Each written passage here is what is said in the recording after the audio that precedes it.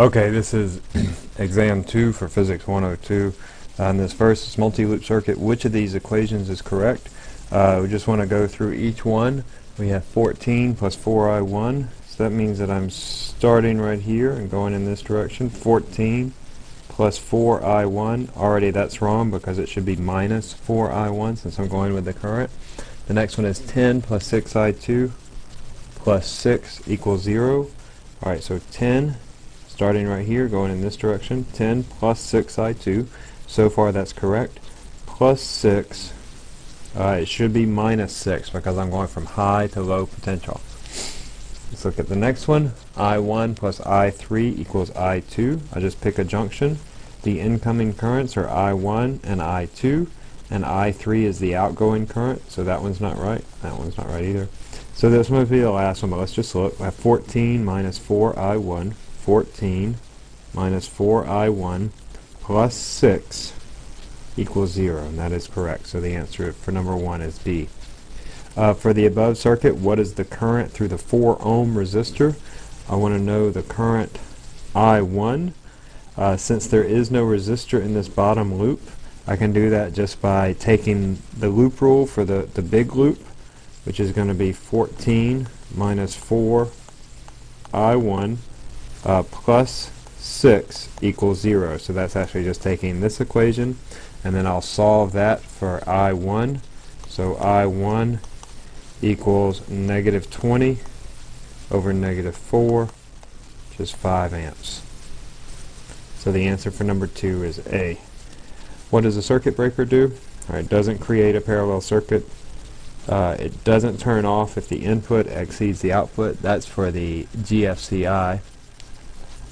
It doesn't provide an alternate ground. It turns off if the current exceeds a certain amount. So the answer for that is D. What is the current through the 1 ohm resistor? Alright, first I have to find the equivalent resistance. The 2 and the 2 combine to give you a 1 ohm resistor. So they go away and give you just a 1 ohm resistor. That gives us a final equivalent of 2 ohms with a 12 volt battery. That means that this current is V over R, that's 12 over 2, which is equal to 6 amps. And so that is the current that comes here, 6 amps. So that's also the current through the 1 ohm resistor. So the answer for number 4 is D. What value is constant for all household devices? It's not current. They all have different currents. It's not power. You can have different powers. It's not the amount of charge that goes through it. It's the voltage. Right, a household circuit is laid out in parallel, and one of the reasons it's laid out in parallel is that so all the devices operate at 120 volts. What is the equivalent resistance of this circuit?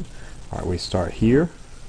If I combine those two, that gives me a 2 ohm resistor, and then I combine these two, 2 plus 4, that's equal to 6 ohms, and then I have this branch, which is going to be my 6 and my 3, and so those two combine to give me 2 ohms. So far all I have is R1 and a 2 ohm resistor. I have a 3 and a 2, so my equivalent resistance is 5 ohms. So number 6 is C. And then I also want to know what is the current through R1. Right? So if I have 10 volts and 5 ohms, 5 ohms there, 10 volts here, the current through this circuit must be 2 amps. That's A. That is 10 over 5, V over R equals 2 amps. What is the voltage across R5?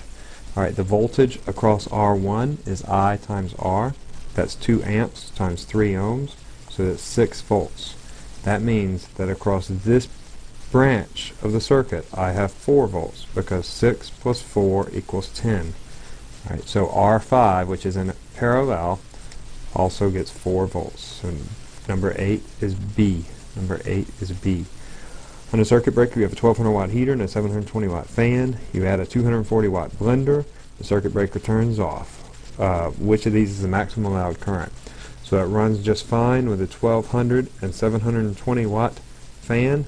1200 watts, that's the current is power over voltage. That's 1200 over 120. So that heater pulls 10 amps of current. Alright, 10 amps of current. In a similar way, this pulls 6 amps of current. So somewhere between 16 amps, and this pulls 2 amps of current, and 18 amps is where my circuit breaker turns off, somewhere between 16 and 18, and so that is D, 17 amps. The wires in this junction have currents as labeled. What is the unknown current? That is, what is this current? Well, I have 8 amps, 4 amps, and 2 amps all coming into that junction. 8 plus 4 plus 2, that's equal to 14. There are no other wires going out, so the current in that branch must all be going out. So I have 14 amps going out. Number 10 is C. If the switch is closed, what happens to the potential across R1? When I close this switch, make it like that, the resistance of this branch decreases. Alright, that means that the voltage of this branch also decreases, which means that the voltage of that resistor goes up. So C is number 11. What is the potential across the 4 ohm resistor? If I combine these 3 resistors, I get an equivalent resistance of 24 ohms.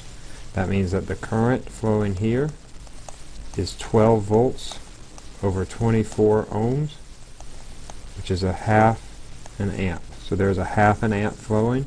That means that the voltage here is I times R. That's 0.5 times 4. That's 2 volts. So I have 2 volts. That is B. Number 12 is B. In a circuit with resistors in parallel, what happens to the equivalent resistance as you add more resistors in parallel?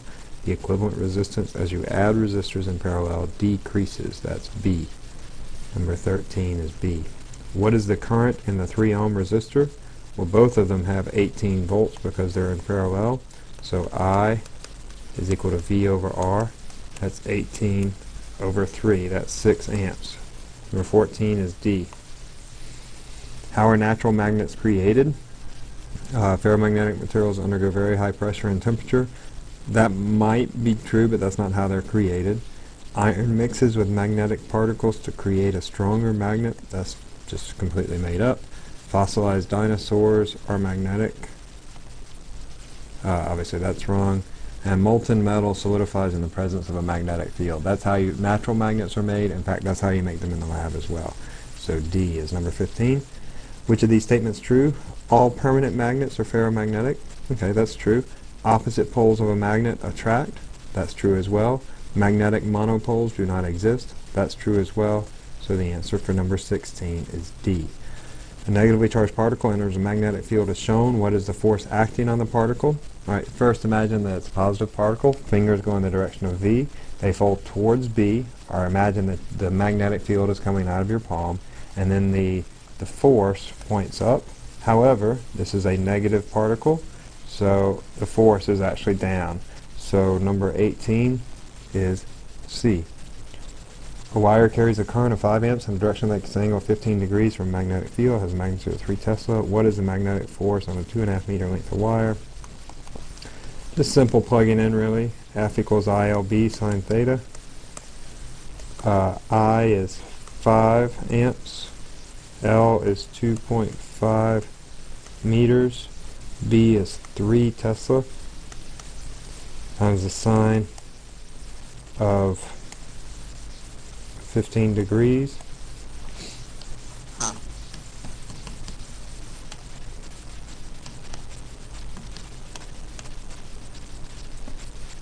I get 9.7 newtons, so the answer for number 19 is D. 19 is D. Electron moves freely in a circular path perpendicular to magnetic field. It requires 1 microsecond to complete 1 revolution. What is the magnitude of the magnetic field? Alright, you can begin with your cyclotron equation. I'm going to start more basic than that. My magnetic force is equal. Magnetic force is equal. I'm sorry, I don't know what that is. QVB is equal to mv squared over r. One of my v's divides out, and then I want to know what is b, so it's going to be mv over QR. Alright, but V is just the diameter divided by the period. The diameter divided by the period, so it's going to be, mass 2 pi r, that's the diameter, divided by the period, so that's V, times 1 over QR. So one of my r's cancel out, so I'm left with the mass, which is 9.11 times 10 to the minus 31 kilograms, 2 pi over 1 times 10 to the minus 6 times 1.6 times 10 to the minus 19. Alright, so I get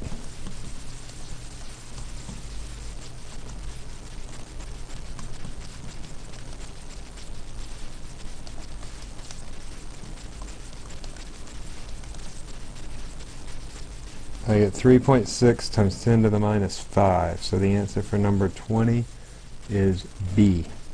Pass a wire through a magnetic field as shown. The wire has a length of 2 meters. The magnetic field is 8 Tesla. The force you apply is 32 newtons. What is the current in the wire?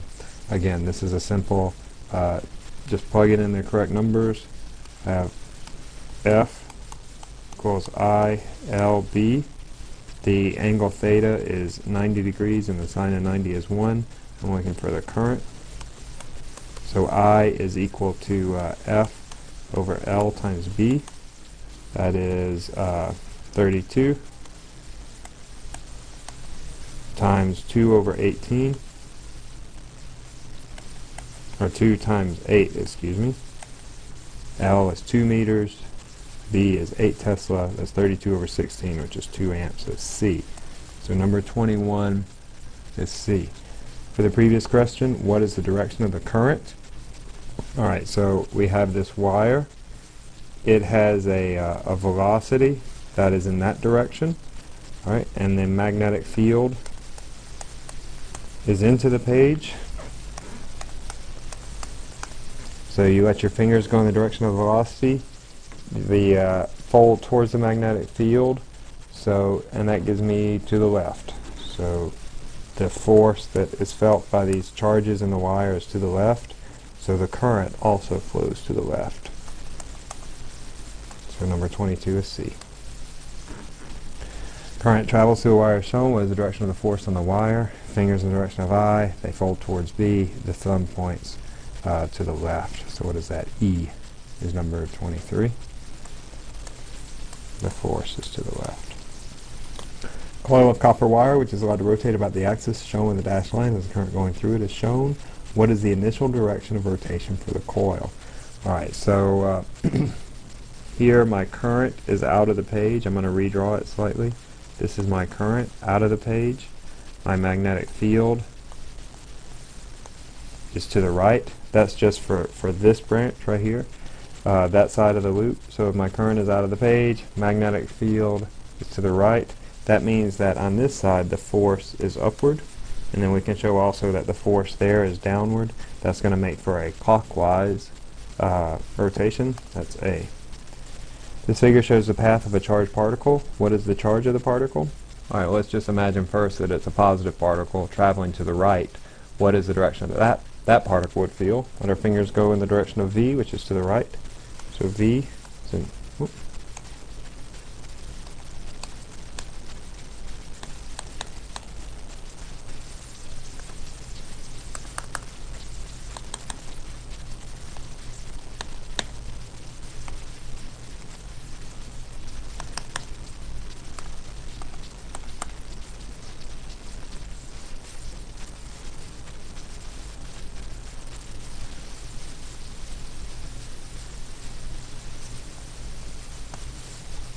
okay, sorry about that. Where was I? Yeah, so anyway, V is to the right. That's my V. And if I go in the direction of V, B is out of the page. So the force, if it was positive, would be up. But this force is obviously, or excuse me, the force, if it were positive, would be down. But this force is obviously up. So that means that the particle is negative. So number 25 is A. Alright, charge mass. Particle enters a mass spectrometer. Magnetic field inside the device is this, 0.4, and other values are given. what is the particle? So I know that QVB equals mv squared over r. I'm going to solve for the mass to charge ratio, that is m over q. One of my v's goes away. M over q is br over v. So that's going to be 0.4 Tesla. R is 0.052 divided by V, which is 2 million meters per second, 2 times 10 to the 6. That gives me my mass to charge ratio.